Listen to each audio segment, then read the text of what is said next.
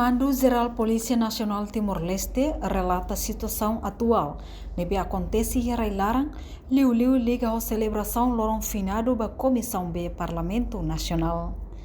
Terça-feira, segundo o comandante-geral PNTL, acompanha o comandante da operação, halo audiência pública da Comissão B, onde relata a situação larang relaciona a celebração lorong finado nebe foi em Liuba.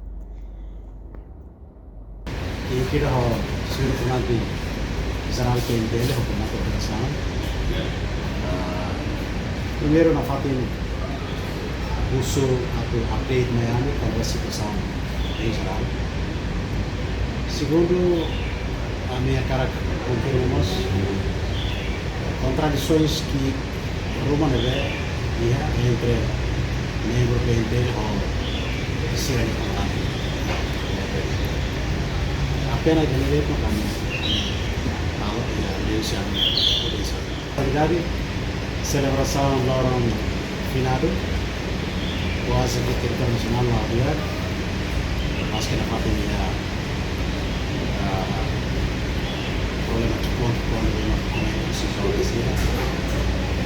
Tapi ya patim bang kita compara o tempo passado que não conta com realizar hoje quase que tiver dia kata progresso para geralmente se passaram E a audiência pública, deputado Nemos questiona quando a membro polícia na insanulo recém-hito nebehetan sanção e a ona processo de investigação. Bahira comete indisciplinar Ruma contra regulamento policial tem que submeter a lei nebe vigor. Suspensão na Indoa yang ada preventiva. Agora se realmente agora se ela seguinte terus e era processo de investigação de penhalara e que os mais se resultado tudo comete indisciplina rumah sobre regulamento policial nerasi a cara que ela foi a dessa mesmo polisi yang maknara no secara que submeter.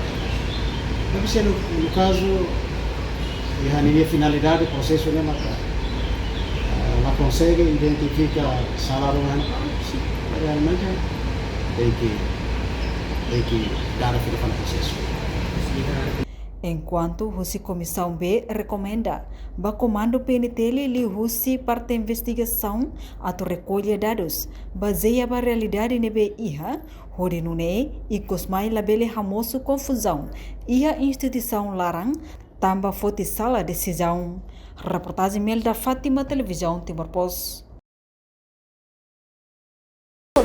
Atau tem informação atual dia Clio, kita haluha, haneham botão subscribe, like, halo comentário, no fahe tutang ba media sosial hotu.